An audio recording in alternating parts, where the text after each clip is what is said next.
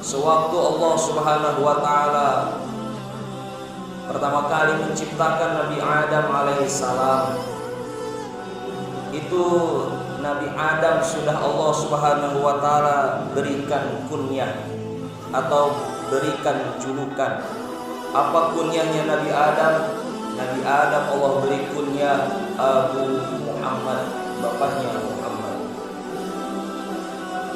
Padahal waktu itu Nabi Adam belum punya anak. Karena biasanya sebutan Abu Muhammad ini berarti dia punya anak namanya Muhammad. Jangankan anak, waktu itu Allah belum ciptakan Siti Hawa, tapi Nabi Adam Allah berikan kunyah dari semenjak sudah diciptakan oleh Allah, Abu Muhammad, bapaknya Muhammad. Maka Nabi Adam alaihissalam bertanya kepada Allah Subhanahu wa taala, "Ya Allah, lima kannaitani Abu Muhammad?" Ya Allah, kenapa saya diberikan kunyah Abu Muhammad? Maka Allah Subhanahu wa taala menjawab, "Irfa' rasak." Angkat kepalamu. Karena memang kebiasaan Nabi Adam ini senantiasa menundukkan kepala kalau di surga, malu menghadap kepada Allah Subhanahu wa taala. Ketika Nabi Adam mengangkat kepalanya, Nabi Adam melihat di atas pintu surga ada sebuah cahaya yang lebih indah dari cahaya apapun yang ada di surga waktu itu. Bahkan cahaya itu lebih indah daripada surga itu sendiri. Maka Nabi Adam terheran-heran, terkesima bertanya kepada Allah, "Ya Allah, ma hadan nur?" Wahai Allah, cahaya siapakah ini? Maka Allah Subhanahu wa taala menjawab, "Ya Adam, laulahu ma khalaqtuka wa ma khalaqtus samaa'a wala arda."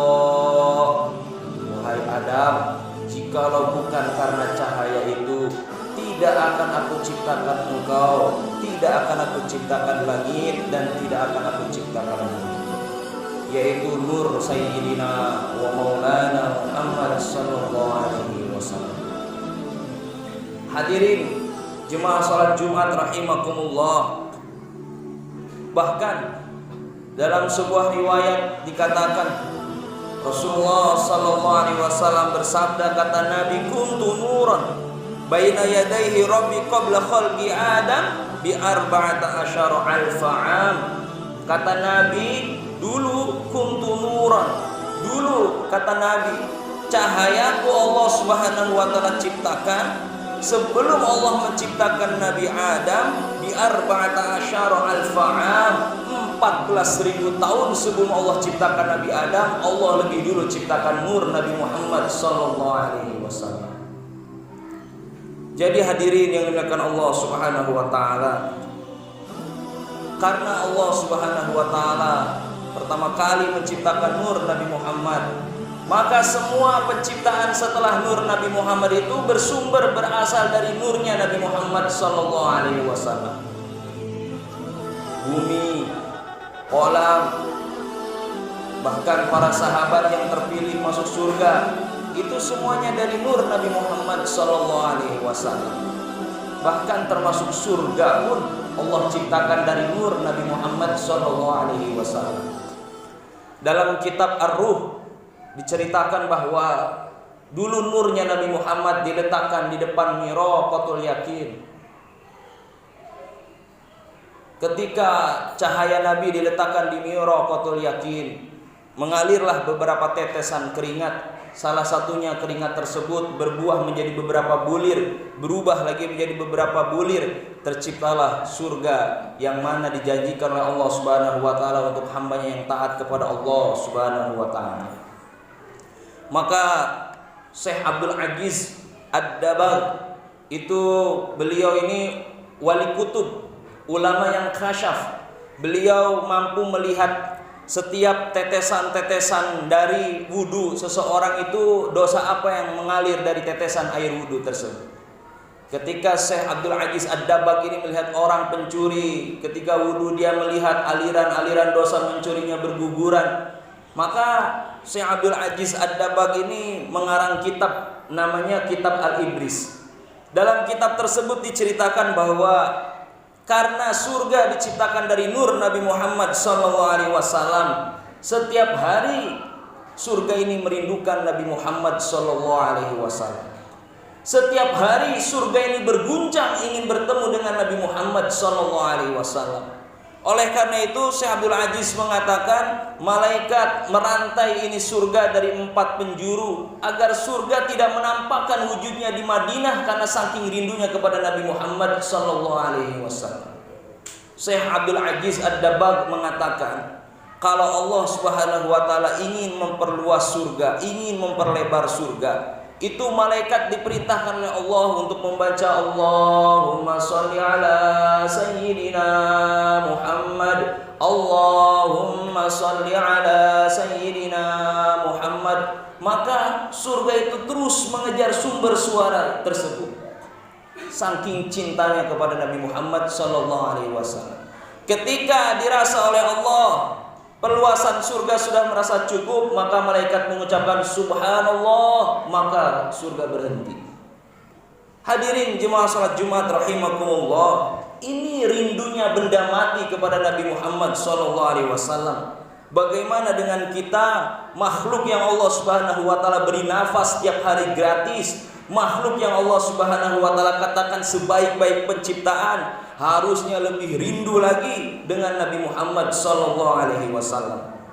Maka dalam kitab Khosaisul Kubra karangan Imam Suyuti mengarang kitab ini kurang lebih 20 tahun. Beliau mengatakan dalam kitab ini bahwa Nabi pernah jalan-jalan dengan sahabat dekatnya yaitu Sayyidina Anas radhiyallahu anhu. Ketika Nabi berjalan-jalan dengan Sayyidina Anas, maka di sebuah lorong Nabi mendengar suara orang berdoa kepada Allah Subhanahu wa taala, Allahumma ja'alni min ummati sayyidina Muhammad, Allahumma ja'alni min ummati sayyidina Muhammad. Terus berdoa seperti itu tidak ada henti-hentinya. Maka Nabi memerintahkan kepada Anas untuk mencari sumber suara tersebut. Anas mencari tidak mudah. Anas mencari dari satu lorong ke lorong berikutnya sampai Anas menemukan sebuah lubang gua. Maka Anas masuk ke lubang gua tersebut. Ternyata Anas terkaget-kaget. Di dalam gua tersebut ada seorang manusia yang begitu besar, badannya begitu besar sampai dalam kitab dikatakan Sayyidina Anas melihat orang itu harus menengadah kepalanya ke atas saking besarnya. Kemudian orang itu memiliki wajah yang begitu bercahaya, wajah yang begitu tampan, memakai jubah yang begitu putih, yang begitu berkilauan cahaya jubahnya. Maka ketika orang tersebut yang berbadan besar melihat Sayyidina Anas, orang tersebut berkata kepada Sayyidina Anas, "Wahai Tuan, siapakah Tuan?" Maka Sayyidina Anas menjawab, "Saya utusan Rasulullah." Kata orang tersebut, "Rasulullah Muhammad?" "Ya, Rasulullah Muhammad." Maka orang besar tersebut mengatakan, "Wahai Tuan, sampaikan kepada Muhammad, saya di sini Ilyas alaihissalam, Nabi Ilyas alaihissalam yang termasuk 25 nabi yang wajib kita ketahui, sedang menanti-nanti kehadiran Nabi Muhammad sallallahu alaihi wasallam." Nabi Ilyas, seorang nabi, masih menginginkan dijadikan sebagai umat Nabi Muhammad sallallahu alaihi wasallam. Bukan hanya Nabi Ilyas, Nabi Ibrahim alaihissalam bahkan mendapatkan julukan Abul Anbiya, bapaknya para nabi, karena Nabi Muhammad silsilahnya nyambung muttasil kepada Nabi Ibrahim alaihissalam pun ingin dijadikan sebagai umatnya Nabi Muhammad sallallahu alaihi wasallam. Dulu Nabi Ibrahim pernah meminta kepada Allah agar dijadikan sebagai umat Nabi Muhammad, tapi Allah tangguhkan, tapi Allah hibur Nabi Ibrahim alaihissalam. Dengan cara apa? Nabi Ibrahim diperbolehkan memberikan hadiah kepada umat Nabi Muhammad, yaitu kepada kita berupa garam.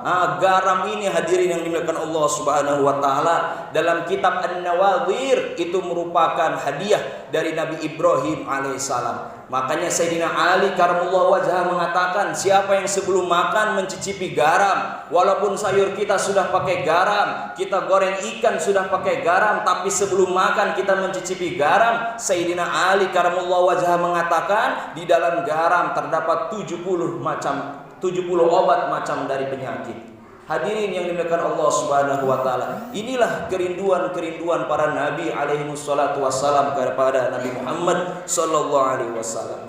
Maka diri kita dari lahir tidak pernah meminta kepada Allah, tidak pernah mengajukan kepada Allah Subhanahu wa taala akan dijadikan sebagai umat Nabi Muhammad, tapi Allah memberikan kita gelar sebagai umat Nabi Muhammad. Maka nikmat ini perlu disyukuri dengan syukur yang begitu besar, syukur yang begitu istiqomah. Agar apa? La in syakartum la azidannakum. Manakala kita bersyukur kepada Allah atas nikmat ini, la azidannakum, Allah akan jaga nikmat ini kepada diri kita. Mungkin dengan syukur kita, dengan adanya diri kita dijadikan sebagai umat Nabi Muhammad, bukan hanya di dunia, mudah-mudahan nanti di akhirat diri kita bersama kekasih kita, kekasih yang paling agung Nabi Muhammad sallallahu alaihi wasallam. Semoga diri kita nanti ketika terjerembab ke nerakanya Allah, walaupun kita tidak harapkan, Allah Subhanahu wa taala mengizinkan Nabi kita menolong diri kita nanti di yaumil qiyamah. Amin. Allahumma amin.